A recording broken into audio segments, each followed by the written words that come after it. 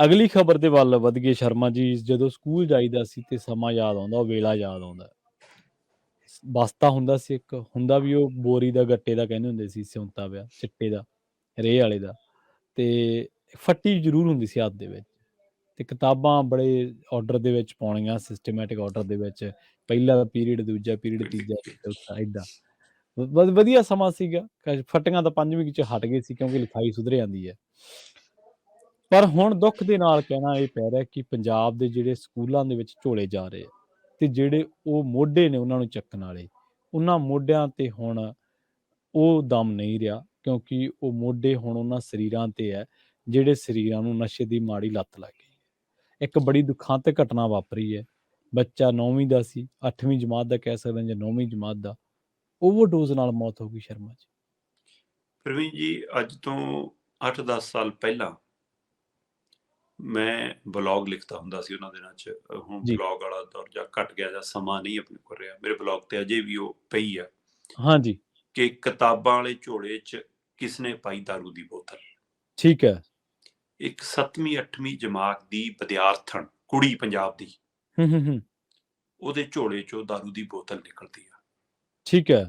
ਜਿਸ 'ਚੋਂ ਕੁਝ ਪੈਗ ਲੱਗੇ ਹੋਏ ਹੁੰਦੇ ਆ। ਅੱਛਾ। ਤੇ ਜਦੋਂ ਪੁੱਛਿਆ ਜਾਂਦਾ, ਪਤਾ ਕੀਤਾ ਜਾਂਦਾ, ਤਾਂ ਉਹ ਆਪਣੀ ਜਮਾਤ ਦੇ ਇੱਕ ਮੁੰਡੇ ਨਾਲ ਪੈਗ ਲਾ ਚੁੱਕੀ ਹੁੰਦੀ ਹੈ ਸਕੂਲ 'ਚ। ਓ ਜੀ। ਤੇ ਜਦੋਂ ਪੜਚੋਲ ਹੁੰਦੀ ਹੈ ਤਾਂ ਉਦੋਂ ਪਤਾ ਲੱਗਦਾ ਕਿ ਪਿਓ ਘਰੇ ਦਾਰੂ ਕੱਢਦਾ, ਦਾਰੂ ਦਾ ਧੰਦਾ ਕਰਦੇ ਨੇ, ਵੇਚਦੇ ਨੇ, ਕਿੱਥੋਂ ਕਿੱਥੋਂ ਮਿਲ ਜਾਂਦੀ ਆ ਪਿੰਡ 'ਚ। ਤੇ ਉਹਨੂੰ ਲੱਗਦਾ ਕਿ ਪਤਾ ਨਹੀਂ ਇਹ ਕੀ ਸ਼ੈ ਆ, ਤੇ ਉਸ ਚੱਕਰ 'ਚ ਉਹਦੀ ਆਦੀ ਹੋ ਜਾਂਦੀ ਹੈ, ਤੇ ਸਕੂਲ ਤੱਕ ਉਹ ਬੋਤਲ ਝੋਲੇ 'ਚ ਸਫ਼ਰ ਕਰਨ ਲੱਗਦੀ ਹੈ। ਸੋ ਮੈਂ ਉਸ ਸਮੇਂ ਲਿਖਿਆ ਸੀਗਾ ਕਿ ਕਿਤਾਬਾਂ ਵਾਲੇ ਝੋਲੇ 'ਚ ਕਿਹਨੇ ਪਾਈ ਦਾਰੂ ਦੀ ਬੋਤਲ, ਇਹਦੇ ਲਈ ਉਹ ਬੱਚੀ ਜ਼ਿੰਮੇਵਾਰ ਨਹੀਂ। ਬਿਲਕੁਲ ਸਹੀ।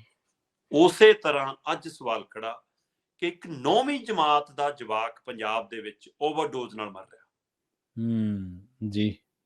ਤੇ ਉਹਦੇ ਮਾਪੇ ਕਹਿੰਦੇ ਨੇ, ਉਹਦੇ ਭੈਣ ਭਰਾ ਕਹਿੰਦੇ ਨੇ ਕਿ ਪਿਛਲੇ 1 ਸਾਲ ਤੋਂ ਗਲਤ ਸੰਗਤ ਦਾ ਸ਼ਿਕਾਰ ਆ, ਆਰਾਮ ਨਾਲ ਚਿੱਟਾ ਮਿਲਦਾ, ਘਰੋਂ ਪੈਸੇ ਖੋਹਦਾ ਵੀ ਆ, ਲੈਂਦਾ ਵੀ ਆ, ਸਕੂਲ ਘੱਟ ਵੜਦਾ, ਤੇ ਪਿਛਲੇ 1 ਸਾਲ ਤੋਂ ਇਸ ਸੰਗਤ ਦਾ ਸ਼ਿਕਾਰ ਆ, ਤੇ ਹੁਣ ਵੀ ਇਹਨੇ ਸਿਰਿੰਜ ਲਾਈ ਤੇ ਓਵਰਡੋਜ਼ ਨਾਲ ਇਹਦੀ ਮੌਤ ਹੋ ਗਈ।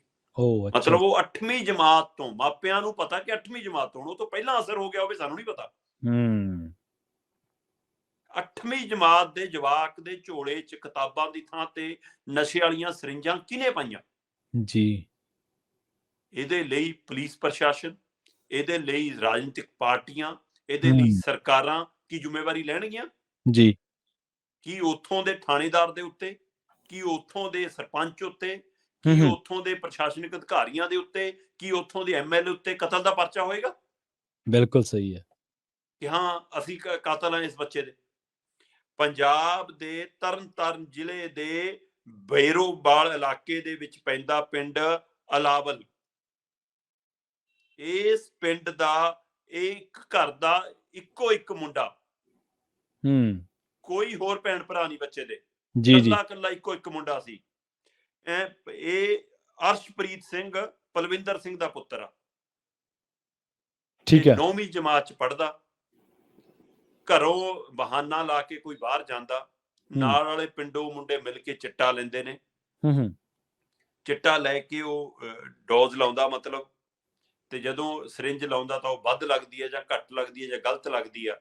ਕੁਝ ਦੇਰ ਬਾਅਦ ਉਹਦੇ ਨੱਕ ਚੋਂ ਖੂਨ ਨਿਕਲਣ ਲੱਗਦਾ, ਤੇ ਨਾਲ ਦੇ 2 ਸਾਥੀ ਕਹਿੰਦੇ ਭੱਜ ਜਾਂਦੇ ਨੇ। ਇੱਕ ਸਾਥੀ ਘਰੇ ਫੋਨ ਕਰਕੇ ਦੱਸ ਦਿੰਦਾ, ਤੇ ਉਹਨੂੰ ਚੱਕ ਕੇ ਹਸਪਤਾਲ ਲੈ ਕੇ ਜਾਂਦੇ ਨੇ। ਹਸਪਤਾਲ ਵਾਲੇ ਦੇਖਣ ਤੋਂ ਬਾਅਦ ਅੰਮ੍ਰਿਤਸਰ ਰੈਫਰ ਕਰ ਦਿੰਦੇ ਨੇ, ਤੇ ਅੰਮ੍ਰਿਤਸਰ ਪਹੁੰਚਣ ਤੇ ਪਤਾ ਲੱਗਦਾ ਕਿ ਅਰਸ਼ਪ੍ਰੀਤ ਦੀ ਮੌਤ ਹੋ ਗਈ ਜੀ।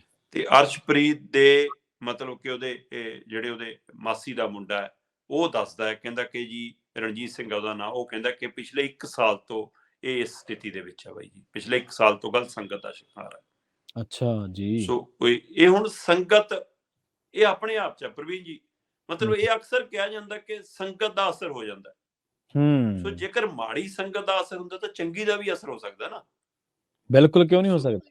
ਇਹ ਆਪਣੇ ਆਪ ਸਵਾਲ ਹੈ ਕਿ ਕੌਣ ਕਿਹਨੂੰ ਲਾਉਂਦਾ, ਜਾਂ ਕੌਣ ਕਿਹਦੇ ਕਰਕੇ ਲੱਗਦਾ। ਪਰ ਅੱਜ ਜਿਹਦਾ ਘਰ ਦਾ ਜਵਾਕ ਗਿਆ ਤਾਂ ਉਹੀ ਜਾਣਦਾ ਉਹਦੇ ਤੇ ਕੀ ਬੀਤੀ ਹੋਏਗੀ ਜੀ। ਸੋ ਇਹ ਆਪਣੇ ਆਪ 'ਚ ਵੱਡਾ ਸਵਾਲ ਹੈ ਕਿ ਨਾਬਾਲਗ ਬੱਚੇ, 8ਵੀਂ 9ਵੀਂ ਜਮਾਤ 'ਚ ਪੜ੍ਹਨ ਵਾਲੇ ਬੱਚੇ ਜੇਕਰ ਹੁਣ ਚਿੱਟਾ ਲੈ ਰਹੇ ਨੇ, ਤਾਂ ਫਿਰ ਸਰਕਾਰ ਨੂੰ ਸੋਚਣਾ ਪੈਣਾ ਕਿ ਕਿੱਥੋਂ ਤੱਕ ਆ ਗਈ ਹੈ ਇਹ ਮਾਰ। ਜੀ। ਸੋ ਇਸ ਤੋਂ ਵੱਧ ਮੈਨੂੰ ਨਹੀਂ ਲੱਗਦਾ ਕਿ ਪੰਜਾਬ ਦੇ ਲਈ ਪੀੜਦਾਇਕ ਕੋਈ ਦ੍ਰਿਸ਼ ਹੋ ਸਕਦਾ ਹੈ, ਕੋਈ ਦਰਦਨਾਕ ਦ੍ਰਿਸ਼ ਹੋ ਸਕਦਾ ਹੈ। ਚਿੱਟੇ ਦੀ ਕੋਈ ਹੋਰ ਇਹ ਤੋਂ ਕਿਹੜੀ ਉਦਾਹਰਨ ਡੀਕਦੇ ਨੇ, ਕਿਹੜਾ ਸਮਾਂ ਡੀਕਦੀਆਂ ਨੇ ਸਰਕਾਰਾਂ, ਤੇ ਕਿੱਥੇ ਆਓ ਜਿਹੜੇ ਕਹਿੰਦੇ ਸੀ ਇੰਨੇ ਸਮਗਲਰ ਫੜ ਲਏ ਜੀ, ਇੰਨਾ ਨਸ਼ਾ ਬਰਾਮਦ ਕਰ ਲਿਆ ਜੀ, ਜੀ, ਜੀ, ਇੰਨੇ ਲੋਕ ਬਿਲਕੁਲ। ਅੰਦਰ ਡੱਕਤੇ ਜੀ, ਹੁਣ ਤਾਂ ਜੀ ਜ਼ਮੀਨਾਂ ਜ਼ਬਤ ਕਰ ਲਈਆਂ ਜੀ ਸਮਗਲਰਾਂ ਦੀਆਂ, ਆਹ ਕਰ ਲਿਆ, ਕਿੱਥੇ ਨੇ ਉਹ ਧਿਰਾਂ? ਹੂੰ। ਸੋ ਇਸ ਲਈ ਮੈਨੂੰ ਲੱਗਦਾ ਇਸ ਪੜਚੋਲ ਦੇ ਲਈ ਕੱਲੇ ਸਪਲਾਈ ਕਰਨ ਵਾਲੇ ਨੂੰ, ਕੱਲੇ ਉਸ ਪਿੰਡ 'ਚ ਵੇਚਣ ਵਾਲੇ ਨੂੰ, ਜਾਂ ਇਹਦੇ ਨਾਲ ਨਸ਼ਾ ਕਰਨ ਵਾਲੇ ਸਾਥੀਆਂ ਨੂੰ ਪੁੱਛਗਿੱਛ ਕਰਕੇ, ਕਾਰਵਾਈ ਕਰਕੇ, FIR 'ਚ ਨਾਂ ਲਿਖ ਕੇ ਮਾਮਲਾ ਬੰਦ ਨਹੀਂ ਹੋਣਾ ਚਾਹੀਦਾ। ਹੂੰ, ਮੌਜੂਦਾ ਹੂੰ। MLA ਤੋਂ ਲੈ ਕੇ ਸਾਬਕਾ MLAਆਂ ਤੱਕ, ਮੌਜੂਦਾ ਥਾਣੇਦਾਰ ਤੋਂ ਲੈ ਕੇ ਸਾਬਕਾ ਉਸ ਥਾਣੇ 'ਚ ਰਹੇ ਮਤਲਬ ਥਾਣੇਦਾਰਾਂ ਤੱਕ, SSP ਤੋਂ ਲੈ ਕੇ DC ਤੱਕ, ਸਾਰਿਆਂ ਦੇ ਉੱਤੇ ਕਤਲ ਦੇ ਪਰਚੇ ਹੋਣੇ ਚਾਹੀਦੇ ਨੇ ਕਿ ਭਾਈ ਤੁਸੀਂ ਜ਼ਿੰਮੇਵਾਰ ਹੋ। ਜੇਕਰ ਅਜਿਹਾ ਅਦਾਲਤ ਫੈਸਲਾ ਦੇ ਦੇਵੇ ਕਿ ਜਿਹੜੇ ਹੂੰ, ਇਲਾਕੇ 'ਚ ਨਸ਼ਾ ਵਿਕਦਾ ਹੋਊਗਾ, ਨਸ਼ੇ ਦੀ ਓਵਰਡੋਜ਼ ਹੁੰਦੀ ਹੋਊਗੀ, ਉੱਥੋਂ ਦੇ MLA ਪਰ ਔਰ ਪੁਲਿਸ ਅਧਿਕਾਰੀਆਂ ਪਰ ਕਤਲ ਹੂੰ, ਦੇ ਪਰਚੇ ਹੋਣਗੇ ਜਾਂ ਨਸ਼ਾ ਸਪਲਾਈ ਦੇ ਪਰਚੇ ਹੋਣਗੇ, ਬਾਈ ਜੀ 2 ਦਿਨਾਂ ਦੇ ਵਿੱਚ ਸਾਰਾ ਹੱਥ ਸੁਧਰ ਜੂ। ਹੂੰ, ਜੀ। ਸਵਾਲ ਸਖਤ ਫੈਸਲੇ ਦੀ ਲੋੜ ਹੈ ਇੱਥੇ। ਸੋ ਇਹ ਬਿਨਾਂ ਪੁਲਿਸ ਸ਼ਹਿ ਤੋਂ, ਹੂੰ, ਹੂੰ। ਬਿਨਾਂ ਪਿੰਡ ਦੇ ਪੰਚਾਂ ਸਰਪੰਚਾਂ ਦੀ ਮਿਲੀਭੁਗਤ ਤੋਂ, ਬਿਨਾਂ ਕਮਿਸ਼ਨ ਤੋਂ, ਬਿਨਾਂ MLA ਲੀਡਰਾਂ ਦੀ ਰਾਜਨੀਤਿਕ ਧਿਰਾਂ ਦੀ ਸ਼ਹਿ ਤੋਂ ਨਸ਼ਾ ਨਹੀਂ ਵਿਕ ਸਕਦਾ ਚਿੱਟਾ। ਹੂੰ। ਇੱਥੇ ਸ਼ਰਾਬ ਦੇਸੀ ਸ਼ਰਾਬ ਘਰਾਂ 'ਚ ਕੱਢ ਕੇ ਜਿਹੜੀ ਵਿਕਦੀ ਆ ਉਹ ਰਾਜਨੀਤਿਕ ਸ਼ਹਿ ਤੇ ਵਿਕਦੀ ਆ। ਇਹ ਤਾਂ ਫਿਰ ਇੰਨਾ ਮਹਿੰਗਾ ਨਸ਼ਾ। ਜੀ। ਸੋ ਇਸ ਲਈ ਜਿਹੜੇ ਮੈਨੂੰ ਬਾਰ-ਬਾਰ ਮੈਂ ਅਪੀਲ ਕਰਨਾ ਚਾਹੁੰਦਾ ਮੁੱਖ ਮੰਤਰੀ ਸਾਹਿਬ ਨੂੰ ਤੁਹਾਡੇ ਇਸ ਮਾਧਿਅਮ ਰਾਹੀਂ ਕਿ ਮੁੱਖ ਮੰਤਰੀ ਸਾਹਿਬ, ਤੁਹਾਡੇ ਬੋਲ ਕਿ ਸਰਿੰਜਾਂ ਲੈ ਕੇ ਟਿਫਨ ਦੇ ਡੱਬੇ ਦੇਣੇ ਨੇ, ਪਰ ਆਹ ਤਾਂ ਹੂੰ, ਤੁਸੀਂ ਕਿਤਾਬਾਂ ਵਾਲੇ ਝੋਲੇ ਵੀ ਖੋਲੇ ਜਵਾਕਾਂ ਦੇ ਹੱਥਾਂ 'ਚੋਂ, ਜੀ। ਟਿਫਨ ਦੇਣ ਵਾਲੀ ਵਾਰੀ ਤਾਂ ਬਾਅਦ 'ਚੋਂ ਆਉਣੀ ਆ। ਸੋ ਹੂੰ। ਇਸ ਲਈ ਇਹਦੇ ਉੱਤੇ ਗੌਰ ਕਰਨ ਦੀ ਲੋੜ ਆ ਪ੍ਰਵੀਨ ਜੀ। ਇਹ ਬਹੁਤ ਪੀੜਦਾਇਕ ਦ੍ਰਿਸ਼ ਆ ਪੰਜਾਬ ਦਾ।